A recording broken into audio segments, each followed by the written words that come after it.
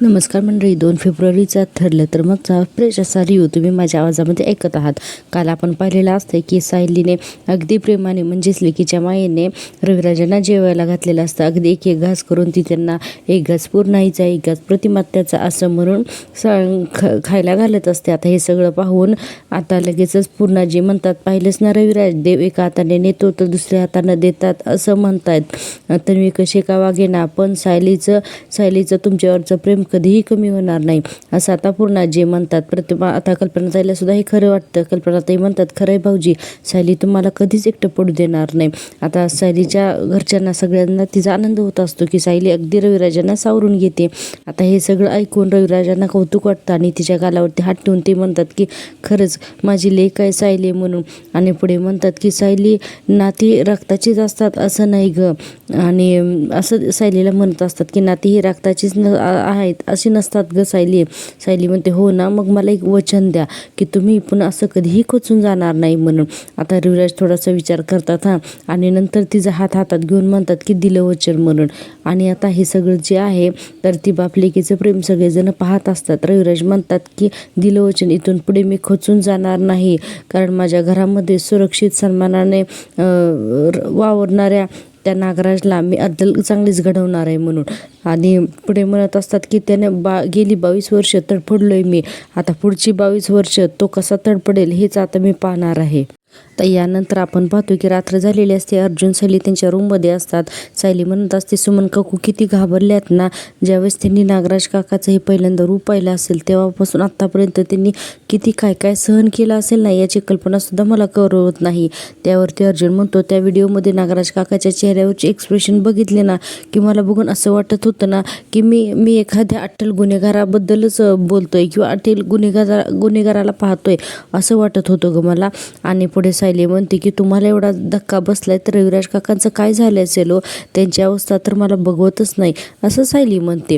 आता हे दोघं जण रूममध्ये त्यांच्या विचार बोलत असतात. आता अर्जुन सायलीकडे बघायला लागतो एकटक.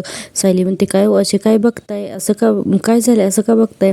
आता अर्जुन म्हणतो, मगाशी तू ज्या पद्धतीने सिनियरला सांभाळलं, त्याला ज्या पद्धतीने खाऊ घातलं ना, हे सगळं फक्त तूच करू शकते. आय मीन तुला सगळ्याचे इमोशन कसे काय कळतात ग. आता सायली म्हणते की त्यासाठी समोरच्या व्यक्तीच्या मनाशी नातं आधीच जोडावं लागतं, मग सगळं काही करता येतं. आणि मी नेहमी म्हणते ना की माझ्या खऱ्या आईवडिलांना मी बघितलं नाही आहे, पण ते जर का असते ना तर ते अगदी प्रतिमात्याने रविराज काका यांच्यासारखेच असते म्हणून. आणि मी त्यांच्याशी जसं वागले असते ना तशीच रविराज काकांशी सुद्धा वागले असते, एवढंच, बाकी काही नाही. असं म्हणल्यानंतर अर्जुनला सायलीचं खूपच कौतुक वाटत असतं आणि म्हणत असतो की यू आर सिम्पली ग्रेट. आणि तुला माहिती आहे, कम्प्लिटली कोलॅप झालेल्या माणसाला पुन्हा उभं करण्याची ताकद आहे तुमच्यात. सायली म्हणते, असं काही नाही, मला जे योग्य वाटलं मी ते केलं. अर्जुन म्हणतो, हो पण स्वतःला योग्य वाटणं सगळ्यालाच करायला जमतं असं नाही. आणि मगाशी तू ज्या पद्धतीने सिनियरची समजूत काढली ना तर ते बघून मला ना आज खूपच छान वाटलं. I am really very lucky आणि we have a life partner असं अर्जुन. आता यानंतर आपण पाहतो की पुढचा सीन. तर पुढच्या सीनमध्ये सकाळ झालेली दाखवली आहे आणि सकाळी सायली किचनमध्ये चहा करत असते. आता प्रतिमा ते येऊन डायनिंग टेबलवरती बसतात आणि बघतात की सायली सकाळी सकाळी चहा करते. लगेच सायली म्हणते, बसा प्रतिमात्या, मी तुम्हाला चहा घेऊन येते म्हणून. आता सायली प्रतिमात्यांना चहा घेऊन येते. आता सायलीने चहा दिल्यानंतर प्रतिमात्या म्हणतात, सायली मला तुला थँक्स म्हणायचं होतं. सायली म्हणते, कशाबद्दल. प्रतिमात्या म्हणतात, काल त्यांची जी अवस्था झाली होती ना ते बघून घाबरून गेले होते ग मी कधीच त्यांना इतकं खचलेलं पाहिलं नव्हतं, पण ज्या मायेनं तू त्यांना समजवलंस, त्यांना जेव घातलं ना तर ते मला नसतं ग जमलं. सायली म्हणते, ते पण मला मुलगीच तर मानतात ना, मग मी तर एवढं करणारच ना असं सायली म्हणत असते. आणि पुढे प्रतिमात्या म्हणते की तू तर मानलेल्या नात्याची किंमत ठेवते सायली, आणि ज्यांच्याशी रक्ताचं नातं आहे त्यांनी काय केलं बघ असं प्रतिमात्या म्हणत असतात. इतक्यातच आता तिथे कल्पनाताई येतात. प्रतिमात्याच्या खांद्यावरती हात ठेवतात आणि कल्पनाताई म्हणत असतात की प्रतिमा काय झालं ग तुला.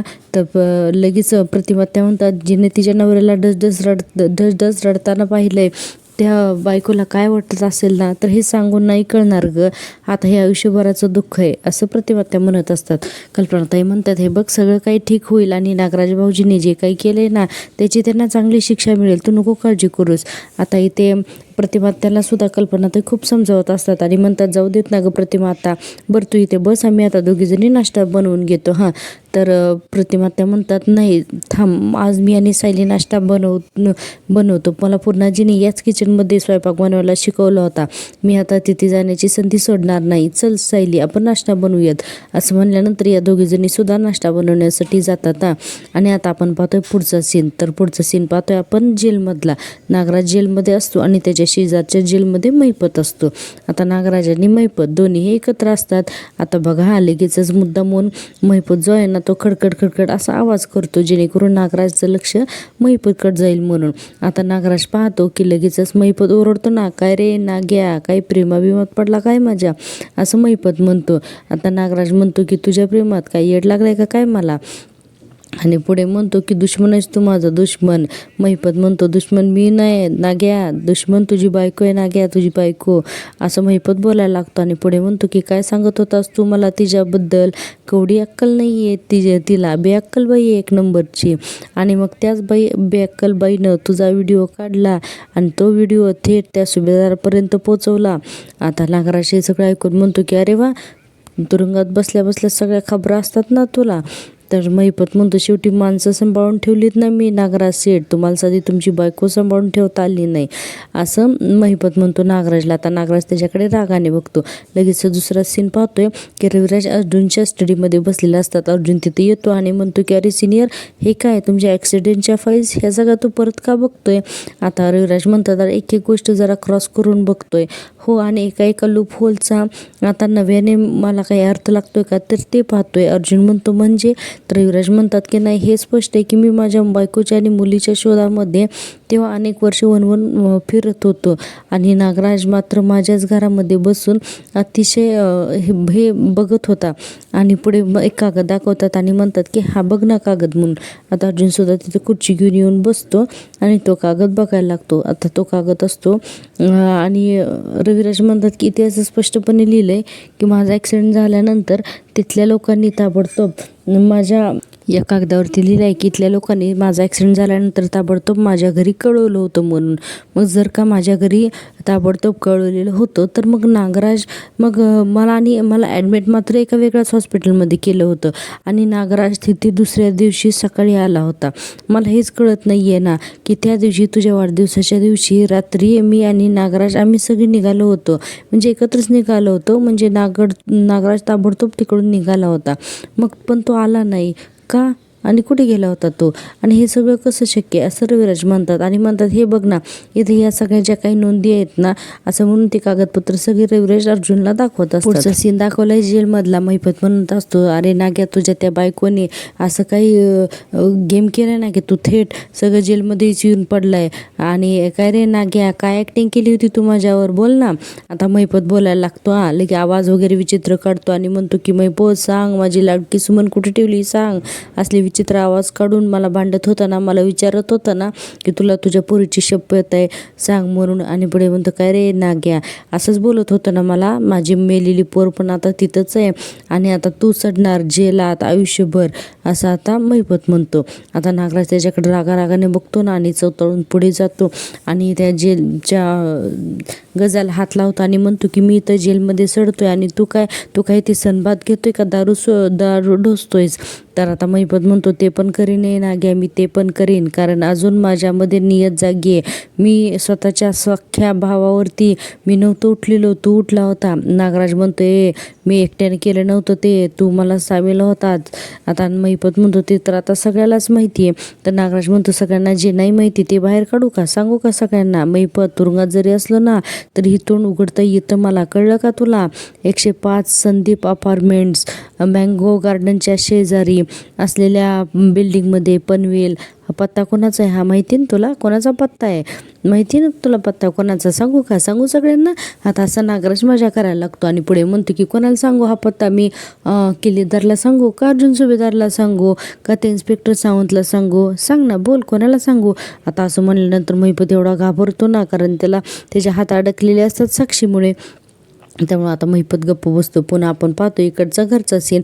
नागराज आता त्या फाईल खाली टाकून देतात आणि चिडलेले झाले असतात, थोडी फ्रस्ट्रेट असतात ना आता रविराज असे चिडलेले पाहून अर्जुन त्यांच्या खांद्यावरती हात ठेवतो आणि म्हणतो की हे बघ सिनियर, तू हे परत वाचत राहिलास ना तर तुलाच त्रास होईल त्याचा. हे बघ जे काय झालंय तर ते तर बदलता येणार नाही ना. रविराज म्हणतात बदलता आलं असतं तर खूप बरं झालं असतं रे अर्जुन. आणि आता फक्त मी एकच बघतो की नागराजने किती थंड डोक्याने आम्हाला संपवण्याचा प्लॅन केला होता. मी भाऊ म्हणून हे सगळं बोलत नाही, तर मी एक वकील म्हणूनच आता मी याच्याकडे बघतोय, असं रविराज सांगतात. आणि रविराज जरा चिंतेतच असतात की आता पुढे काय करायचं म्हणून. इतक्यातच सायली तिथे येते कॉफी घेऊन आणि अर्जुन आता इशारा करून सांगतो की रविराज ठीक आहे आता म्हणतो, पण तिला दिसत असतं की रविराजांच्या चेहऱ्यावरती काळजी आहे म्हणून. सायली म्हणते की रविराज काका, तुम्ही या सगळ्याचा त्रास करून घेणार नाहीत असं वचन दिलंयत ना मला, तुम्ही लक्षात आहे ना तुमच्या. आता रविराज म्हणतात हो लक्षात आहे माझ्या आणि डोंट वरी, मी तुझं वचन कधीही मोडणार नाही, असं आता रविराज सांगतात. आणि स्माईल करत असतात रविराज. आणि आता अर्जुन त्यांच्या हातातली कॉफी घेतो, रविराजांना देतो आणि स्वतःसुद्धा कॉफी घेतो. सायली अजून तिथेच उभी असते. अर्जुन म्हणतो आज नागराज काकाला कोर्टात उभं केलं जाईल, आज चार्जशीट ऑलरेडी आम्ही दाखल केलेली आहेच, असं अर्जुन सांगत असतो. आणि पुढे म्हणतो की आज नागराज काकाला शिक्षा होईलच म्हणून.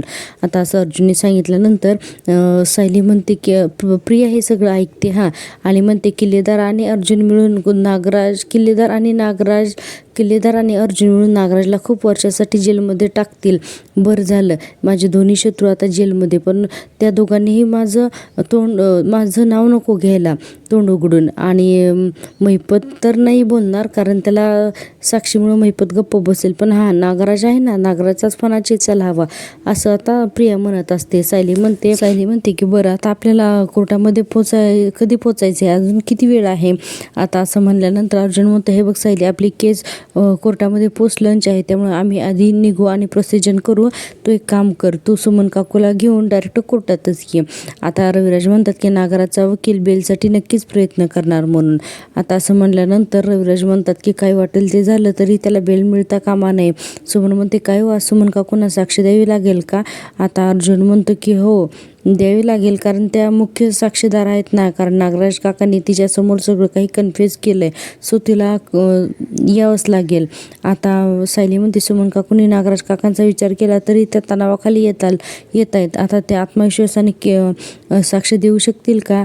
तर अर्जुन म्हणतो ऑफकोर्स. आणि रविराजांना म्हणतो आपण सुमन काकूंची तयारी करून घेऊयात, कोर्टात काय बोलायचं कसं बोलायचं हे सगळं आपण सांगू देऊयात तिला. आणि म्हणतो की सायली तू एक काम कर, सुमन काकूला घेऊन आपल्या रूममध्ये ये, मी तिथेच थांबतो. आणि आता रविराज आणि अर्जुन दोघे सुद्धा सायली आणि अर्जुनच्या रूममध्ये जातात.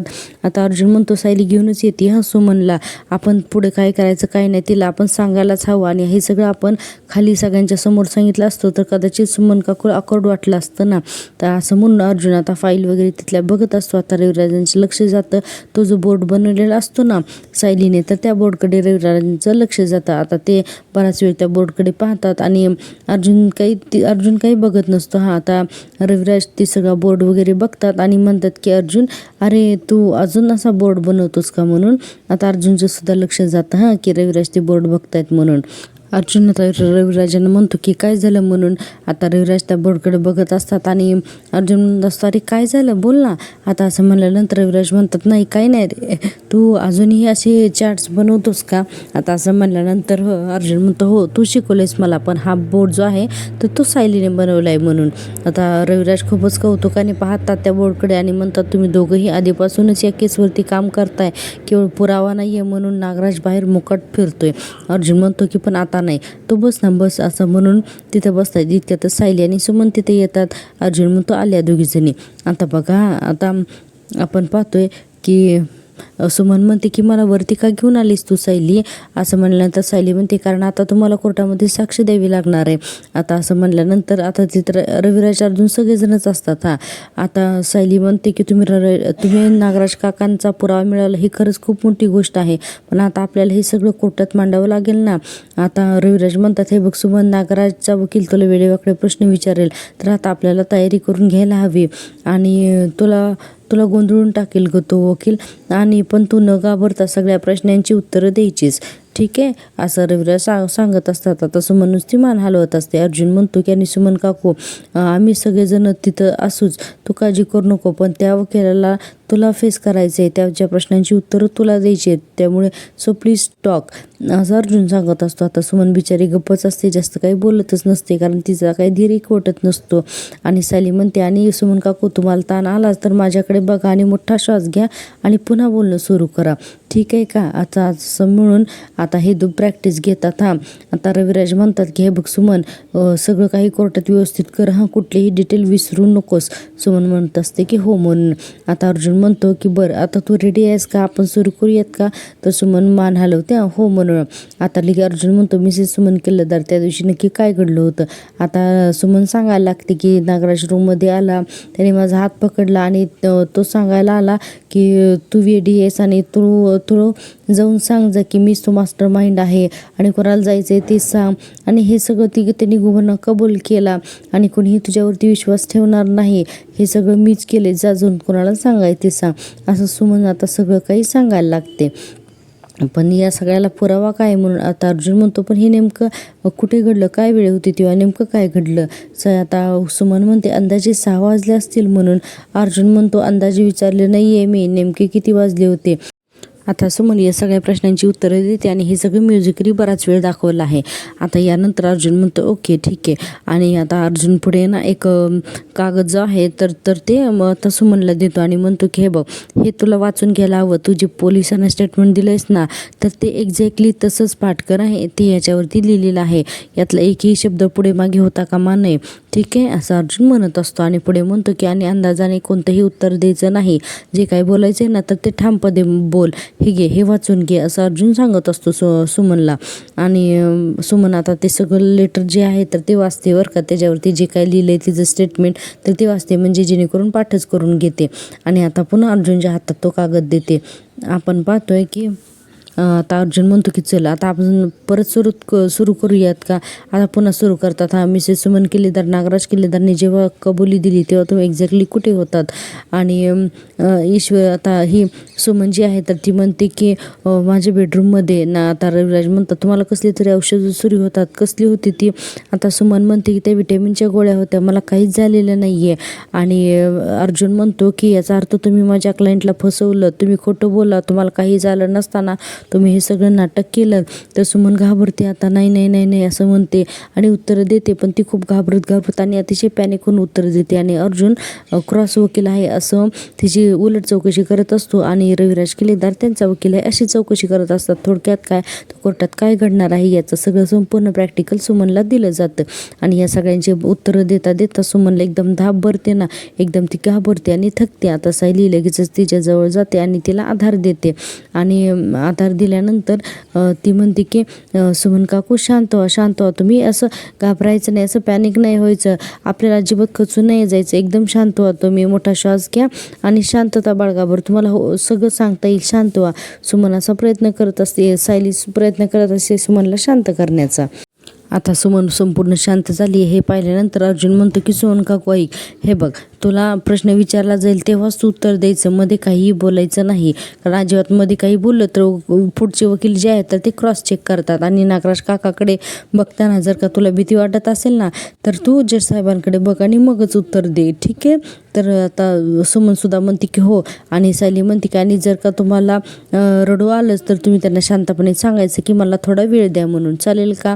आता रविराज म्हणतात की हे बघ सुमन, आपल्याला शक्य आहे तेवढं आणि तेवढंच फक्त सांगायचं, बाकी सगळं आम्ही बघून घेऊ, ठीक आहे, तू काळजी करू नकोस. आता रविराज सुद्धा सुमनला सांगतात आणि सगळ्या जणांनी आज सुमनला ट्रेनच केला आहे.